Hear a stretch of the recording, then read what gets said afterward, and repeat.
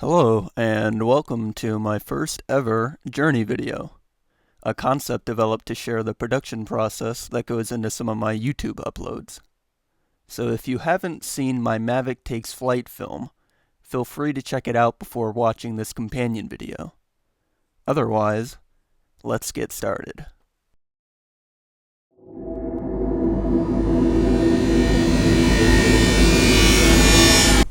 Well, I just woke up this morning to the sound of a delivery man delivering a package. And if you didn't know, I've been waiting on my new DJI drone to come in for quite some time now.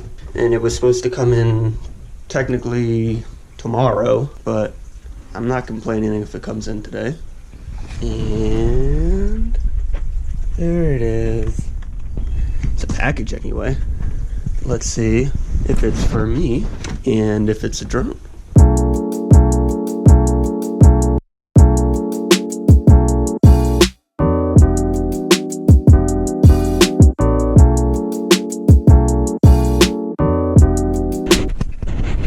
Here's the official order, the Mavic Pro and the care package.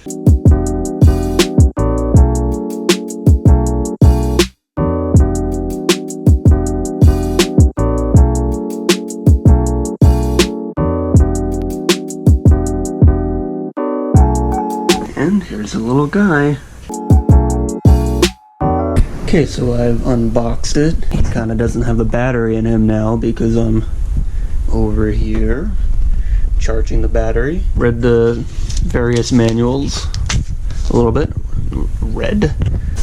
So I'm just kind of waiting for batteries to charge. Then I'll probably do the maiden flight and see what happens. Oh, there's a dog in this car next to us. Hey, doggo. We're here at the park. I'm about to try flying this guy for the first time. I definitely researched this place to make sure it was safe to fly.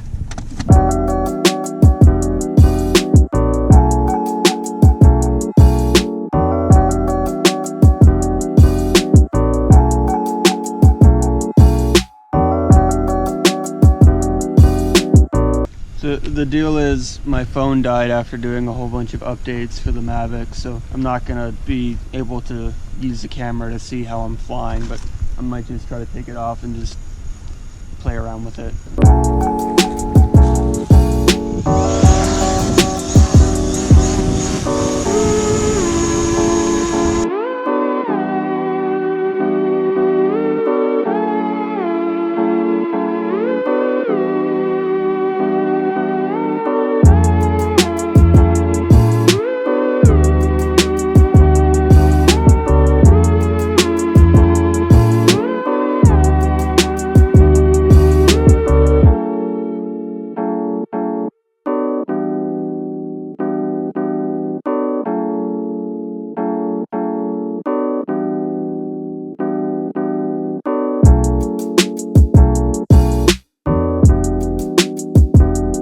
Okay, so I did my first official flight of the DJI. It was rather easy for having absolutely no experience with drones before, so kudos to DJI for making it Andrew-proof. But this sunset is just absolutely beautiful. I tried to get some of it on the drone, but I have no idea if it came out because I had no camera display. As if that wasn't bad enough, the Mavic has its own tap to focus software. After this trial run, I decided to practice for a few more days, focusing on establishing cinematic shots and even a few alternative flight modes. After this time, I was eager to get the Mavic up to Lake George to get some shots that were upload worthy.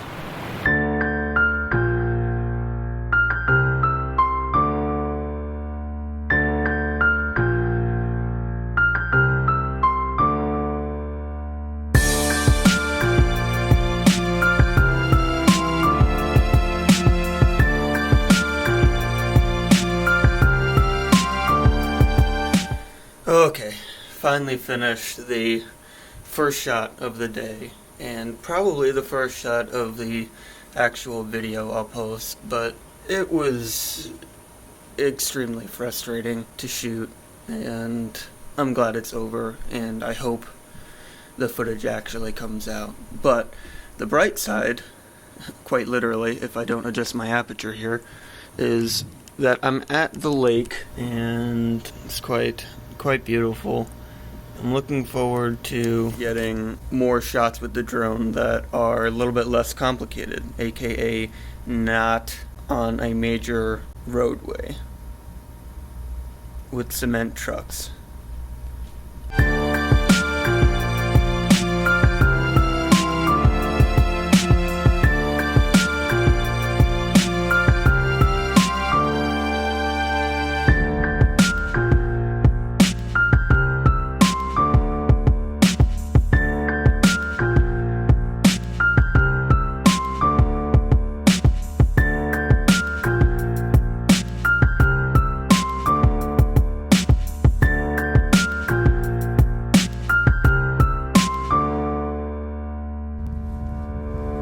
Okay, just shot some video of the drone over the lake really quickly before the sun went down, but ultimately between charging the battery and the time we got up here and everything else that comprised the day, I ended up getting maybe 4, maybe 6 usable shots of the drone, and even those ones I wish I could have done better.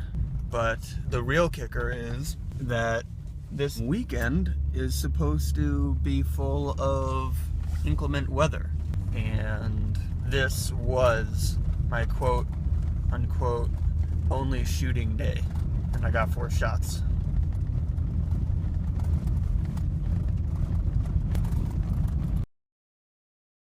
As predicted, the weather became overcast and unfit for capturing the pristine shots I had envisioned.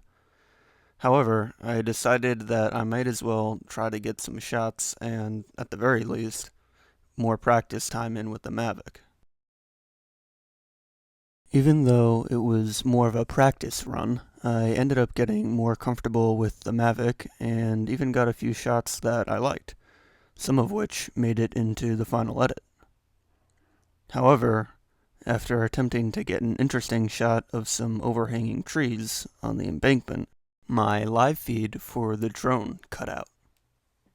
As I prepared myself to run in the direction of my drone in a desperate attempt to establish a connection, the live feed suddenly came back. I didn't really want to take any more chances with my recently purchased drone, so I switched it over to its faster sport mode and raced the drone home as quickly as I could.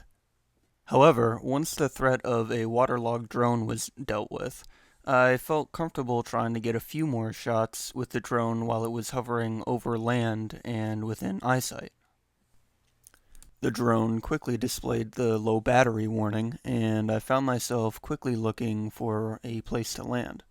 The drone had warned me earlier that GPS assistance was unavailable, and I was about to find out how that affects the Mavic's flight behavior. As I found out later, the overcast skies led to a decreased number of connected GPS satellites. The lack of flight assistance coupled with my own ignorance resulted in a humbling crash that destroyed 2 of my props. Thankfully, I had spares. However, I still had the issue of collecting enough footage to make a video, and I found myself weary of attempting to fly again with overcast clouds. So I put to rest the idea of completing a finished video and prepared myself for the possibility that I would have to come up with a new idea. The next morning, I woke up to the sight of the lake at its most serene. I had little time to capture footage before we left the lake, but thankfully I had the forethought to charge my batteries overnight, just in case. As it would turn out, I was blessed with the calm waters for the entirety of my flight, and I left for home feeling satisfied that I had enough footage for my first drone video. Little did I know, this video would sit in my editing bay for months before finally being finished. Well, if you made it to the end of this video, then thanks for watching. I hope to do more of these journey videos in the future in order to share some of the experiences that go into the videos I upload. But I have no idea if this type of video holds an appeal for those of you watching. So if you enjoyed the video, feel free to let me know down in the comments, or if you'd rather remain anonymous or go for the lazy method, just click that thumbs up button underneath the video. Any kind of feedback would be amazing, really. Otherwise, I hope you have a blessed day, and hope to have more content for you soon.